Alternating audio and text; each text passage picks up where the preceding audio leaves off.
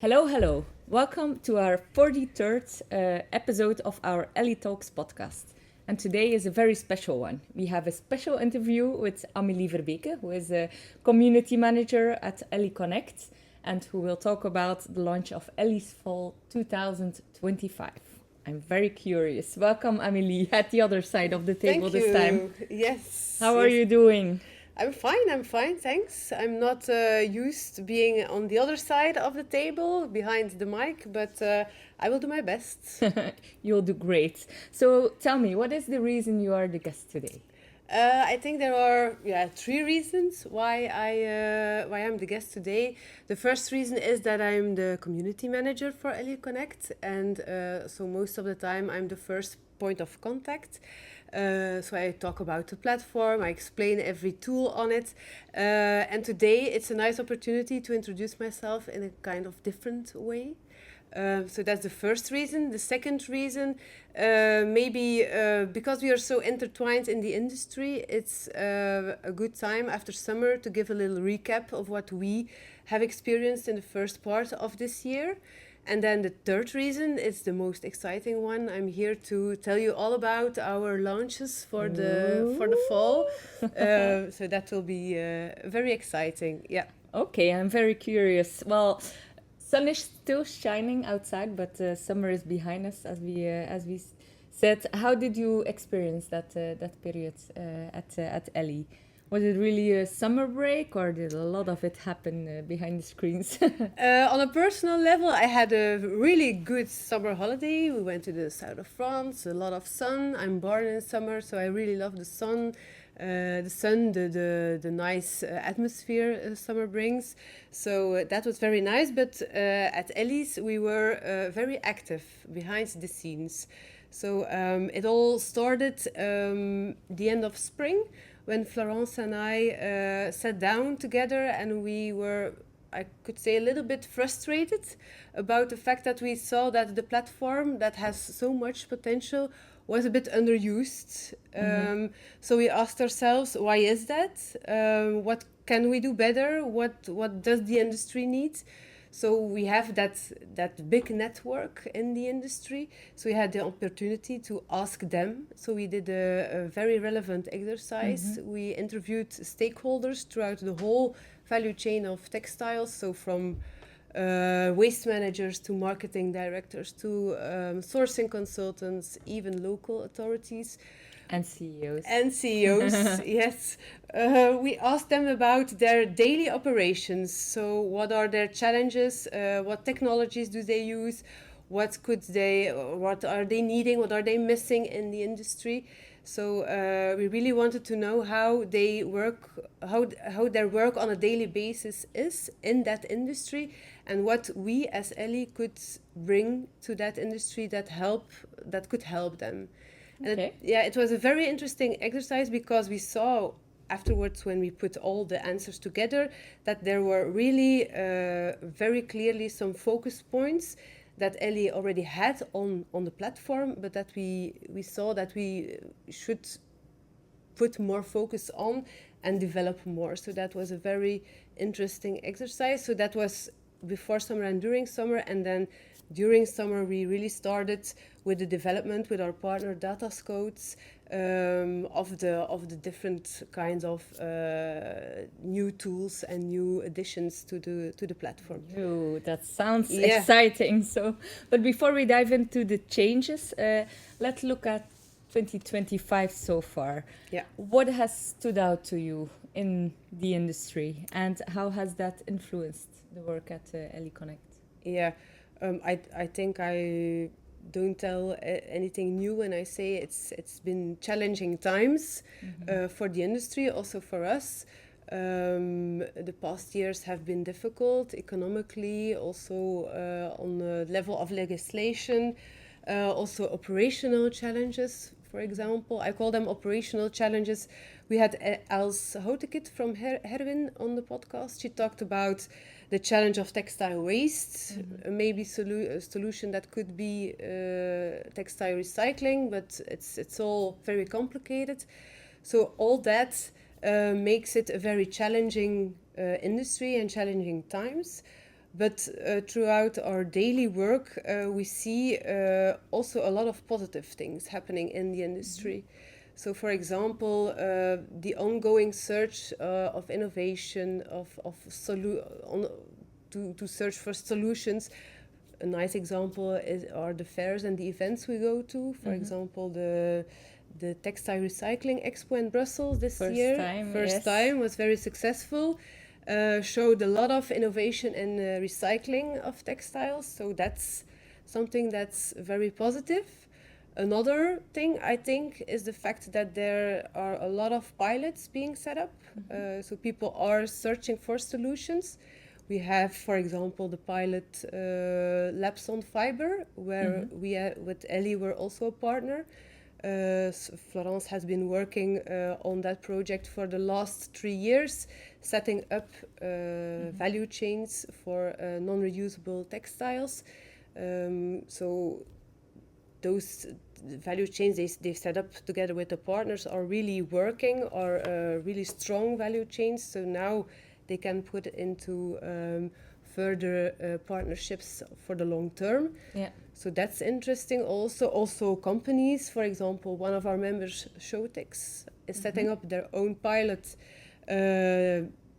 discovering a bit how they can recycle the best. And that's where Ellie comes in. We bring the partners to them, the most relevant ones. We give some more expertise on recycling of textiles. So that's what we do on that level. And then also we could feel it ourselves at Ellie. There is a lot of willingness to collaborate from the experts, from people in the industry. We have had collaborations with Sura, for example, for a webinar on subsidies for sustainability. We had a collaboration with the PR marketing agency Loud and Clear on sustainability communication. So that's also very nice to see that people are willing to share their expertise and their knowledge, and so everyone can go ahead and find solutions and innovate further. Yeah, that's amazing to hear, because collaboration is one of the 3 pillars of Ellie.Connect as well. One of those is sustainability. What you feel today in the market, that it's kind of a loaded term. Sometimes, difficult for people to talk about.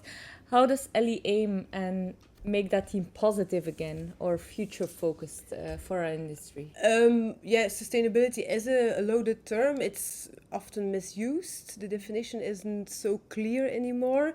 Like I said, there are economic challenges, there are other difficulties, lack of legislation, but sustainability for us remains the North Star for the industry.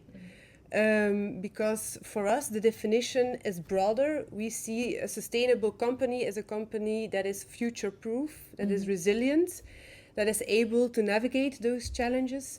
So for us, sustainability remains that North Star, and we want to help and support our members in, we understand that there are difficulties and sometimes sustainability isn't always the priority, but it should be one of the priorities, because it's very important that the companies are future-proof. So we try to help them with tools, with information, inspiration, so that they can keep up that change towards a more sustainable company. Hi, this is Amélie, Community Manager for Ellie.Connect, interrupting just briefly your favorite podcast to ask you this question. Are you ready to make sustainability a priority? Are you ready to take concrete actions?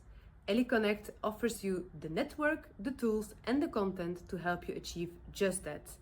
Go to Ellie.Connect.com and register today. But first, enjoy the rest of the episodes. Yeah, I love that you use the word North Star, sustainability when it comes to long-term vision as well, because it has been linked to kind of the compliance part, and which Yeah. scares people because compliance might cost extra time and money. But I think it's a very nice definition, and that's exactly the core of what we're building as well. So Ellie is built on three pillars: connect, inform, inspire. Are there upcoming updates to the platform inspired by those pillars? Maybe you can explain a little bit about Yes. what will change. Yeah, very glad to be able to explain it finally. Yes, so those three pillars are the core. They are our compass for the actions we take with the platform. So, like I said, we had those interviews with those stakeholders, and then based on that and on our own expertise, we, together with Data Scout, we developed a roadmap, and we looked at what are the things we should focus on and what can we do better. So for the pillar Connect, that's our core business, the matchmaking. For that, we had already on the platform the tool challenges, but we realized that it could be better. So for now, you can post a challenge on it, and then people have to react on the platform. That's the theory, a very nice theory, everything in a digital way, that's great. But in reality, we see that a lot of the times the matchmaking happens behind the scenes. It's the Ellie team that does the matchmaking. So we are going through our actor database who is on the platform, and then we select the relevant partners, and then we go back to the ones who have posted that challenge. So we thought, what can we do better? And the development we have done is the fact that if you post a challenge, you will receive a shortlist with 3 or 5 partners that are the most relevant for your challenge. So that's a very interesting upgrade, I would say, of that tool. So that is coming in October. But for now, you can already see the layout of the challenges has been changed. It's more logical to fill it in, to go through it. So it's been updated already. That's already visible on the platform. But the other thing is coming in October. And then another thing, if we are talking about the connecting pillar, is the communities. We already launched 2 communities. And what are they? You have the big Ellie community, but those are small communities focused on different kinds of teams. We have for now the community Belgium, the Netherlands, so that's a local community, and then we have the community effective communication. So the goal is that in that environment, that safe environment, you have to register to be a member of that community. The goal is that there is a lot of interactivity on that small community with other people who are obviously interested in that same team as you or have the same challenges. You can also post challenges on there. We want to link experts to those communities who will be able to help you with questions, with challenges, but also will upload relevant content on those teams. So that's another thing we have already on the platform, that's already there. And then for the second pillar, we also, in our roadmap, it became very clear that we also had to do something about the knowledge base. For now, we are... That's the information part. The information part, very, very relevant. But for now, we are painfully aware that it is not user-friendly. That's not very attractive to go through. So firstly, we will adjust the layout again, make it more structured, more logical.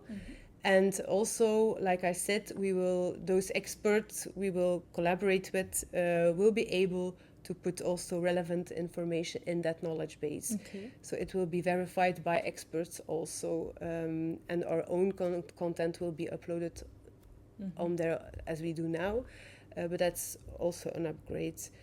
And then for the inspiring pillar, that's I should refer to our websites because we have the digital platform, but we also have a website, and also worth going through because there you can find interesting use cases. You can find the podcast, the episodes of the podcast. You can find blog posts.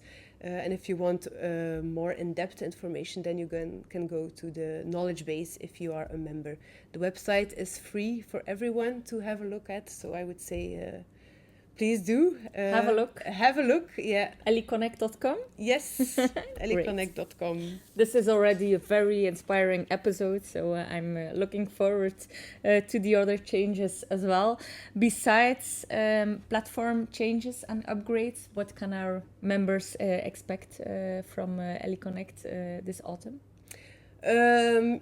So our goal for this autumn is really future-proofing organizations, and we do that in two ways, like we always do. We have the digital part, the digital platform, and then we also have our in-person events.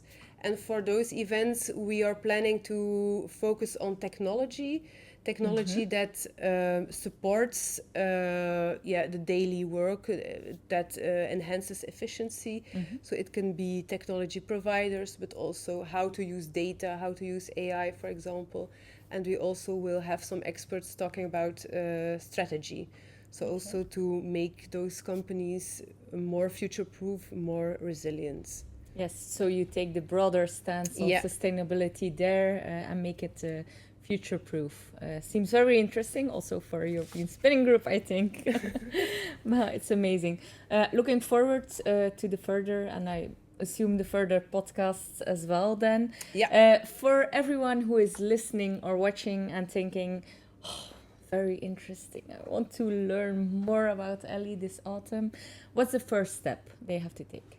The first step is, if you're not yet a member, go have a look at the website and become a member of the community. And if you're already a member, please have a new look at the platform. You can have a look now or tomorrow, but from the end of September, the new launches will be uploaded.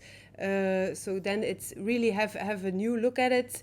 Try it out, be interactive, post a challenge. Don't wait until we contact you to ask if you have something that's going on. No, just take the initiative, use that platform, post that challenge. And if you have questions, just send us an email. We are only an email away. So contact us, be interactive. That's what we want, and a very interactive community that helps and supports each other. Amazing. So register on Ellie.Connect.com. Do it tomorrow or today or after September. So we talked about the North Star. Let's look at next year, 2026. What are your hopes for next year? What's your biggest dream, perhaps? Yeah, if I can dream big, I would say. Sure.